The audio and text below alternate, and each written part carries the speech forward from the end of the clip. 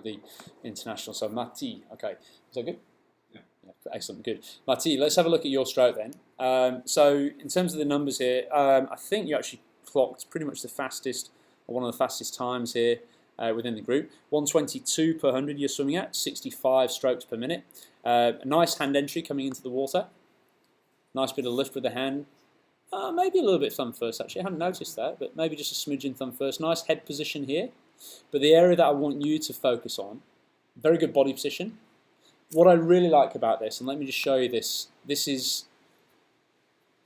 we put out a blog about kicking styles, and Matti was driving in with you this morning. I was talking about the focus on the leg kick. When we put out this blog, it was met with a little bit of hostility.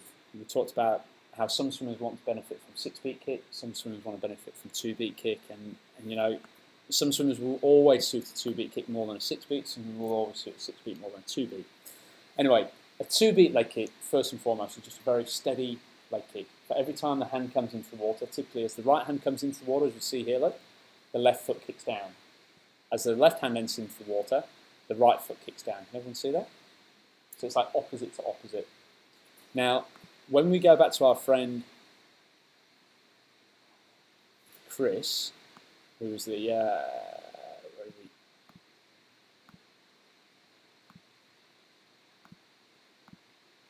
he's our kicktastic guy. Kickstart guy, I should say.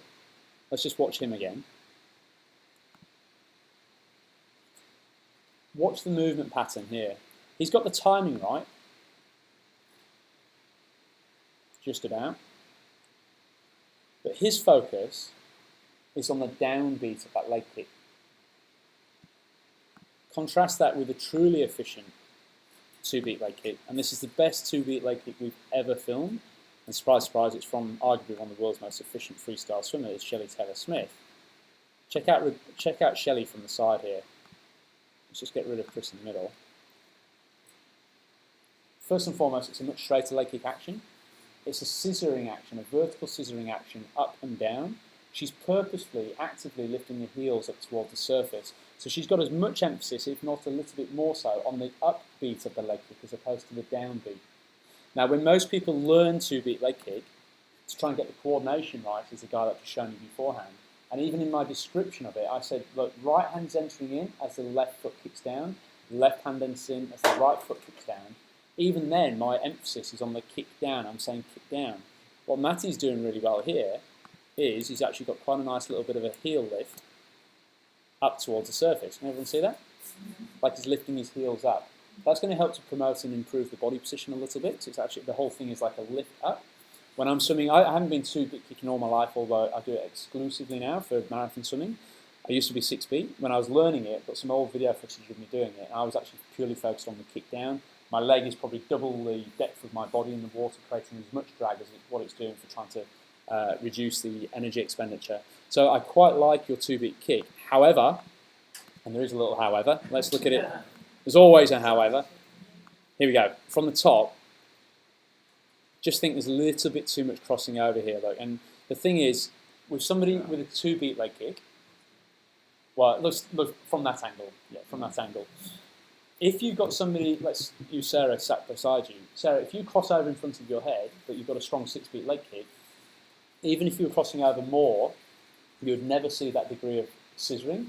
So therefore, you'd never get that degree of drag that's created with that. There's Manny now. You'd never get the same degree of drag. But because we've got the 2-beat kick, we need to be especially careful about any crossing over at the front. Otherwise, the legs, because they actually stay in that position longer than what Sarah's would do, it would create the drag there. So in terms of what you'd want to be working on to improve this, is making sure we're not crossing over in front of the head. The way we do that with simple things like the side kicking exercise, where you're thinking drawing the shoulder blades together and back. The javelin drill, so these are all drills that can access from within the app, just to try to tune that up. And of course, when one hand crosses over, the other one has to cross over a little bit more to compensate, but it's definitely your right arm that seems to cross over more than the left. That's a little bit better there, but look, still just opening up a little bit at the back.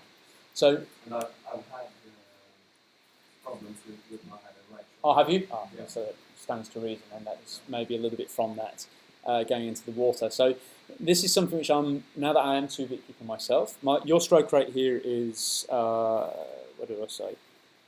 65. My stroke rate when I'm racing marathon swimming is about 81. So again, because of the speed of that, the speed difference, my leg doesn't stay open as long, but it's still an error within my stroke, which I'm well aware that I do. So I have to really be consciously thinking about toes turned in, and I like to feel my big toes brushing against each other as they kick through. And I also like that focus on obviously kicking the heels up towards the surface. If we watch your catch from underneath the water here, look, it's a little bit pushing down there with the left arm. Let's watch the right. Textbook. Very nice indeed. Nice bend at the elbow. Could potentially, remember the golden angle is sort of 100 to 120. On this side. Little bit straighter on that side there. Just me being super pedantic, do you always swim with your watch on? Yeah. Because you like to collect numbers, or? Yeah. Yeah, okay. Thought so, okay. Now, the thing with this is, personally, I hate swimming with the watch on. I just find it affects the flow of the water out of my hand, and when I'm trying to work on the catch, it can be displaced a little bit. If we're saying here, look, your right arm's close to where it needs to be, your left arm's a little bit straight, you might try tomorrow just taking the watch off and just seeing if it... I got a couple of coaches to try that last week, and a lot of people, like you, probably sat here now thinking, how much of a difference will that really make? They did find it made quite a bit of difference, especially when working on improving the catch and the pull through there. So yeah, that's I would say that what you're doing is actually really quite good. But if you are, you've got that 2-beat kick going on, it's a nice rhythmical stroke, exhaling well underneath the water. But little things like crossing over in front of your head, if that causes stirring up the shoulder, then it's going to cause inconsistency in your training, which is going to mean that you're not going to reach the heights that you want to be reaching, etc., etc. So I would make that your ultimate objective. Stop the crossing over and try to keep the legs a little bit closer together. And of course, if you stop the crossover, the legs will naturally come in a little bit closer together. It'd be interesting to get you to try a slightly higher stroke rate to couple with that 2-beat leg kick. I would like to try Yeah, that. yeah. Maybe that sort of... I've gone nothing up a too bit. much. I've been slower, and I've been an overglider, and I've worked on that. Yes. And also I've identified the system, Yes, yeah, yeah. and but I haven't worked enough on it. That's all right, you're doing all right. But good points. Yeah, yeah. I think like I say, if I mentioned there that I race at 80-81 strokes per minute, I could never race at 80-81 with a 6-beat leg kick. Swingers, generally speaking, with that higher stroke rate, tend to really suit a 2-beat leg kick. But on the flip side of it, it's one of the reasons why overgliders tend to get into a little bit of trouble, because if they actually combine their 2-beat kick with that slower stroke rate, they tend to stall. That's when you get the big kickstart, as we call it. That creates additional drag and slows them down further. Interestingly enough, I made contact with Shinji, total immersion swimmer, over in Rottnest. He did the same Rottnest swim that I did last week. Unfortunately, didn't make it across there. One of the things that he was finding, he got really bad cramps in his ankles and his calves, and also got very cold and got pulled out with about 5 or 6 kilometres to go, which is a bit of a shame. He was swimming an average of 2 minutes 48 per 100. You know, and you've seen, so you've seen it on the video screens, much smoother, much more graceful than that. He was struggling to get his left arm over the top of the water because the surface of the water was so rough. The conditions were coming at you from the left-hand side, so he's struggling to get the arm clear. And I went up to him after the race and introduced myself, and I had a nice discussion, and it was all very amicable. They were all very nice. And I said, look, I'm more than happy to try and help you, give some input for how to get you across next time. He's going to come across in 2017.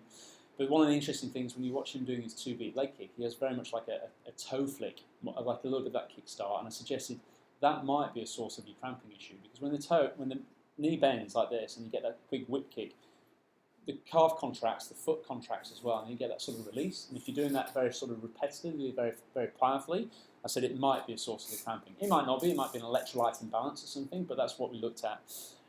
Interesting enough, he's actually switched this week from a 2-beat leg kick to a 6-beat, onto a 6-beat leg kick. His 6-beat leg kick looks beautiful, by the way. Looks really very, very nice. I've suggested, maybe make a couple more changes, but he's very much in the experiment stage at this point in time there. So with yourself, I'd actually, because you've actually sort of been developing, etc., I would say you're ready to bring the rate up a little bit more, maybe 68, 70 strokes per minute. Nothing much higher than that. If I gave you Shelley Taylor-Smith stroke at 88, it'd feel awful. It'd be way too quick. But maybe something in that ballpark there. So yeah, good. All right.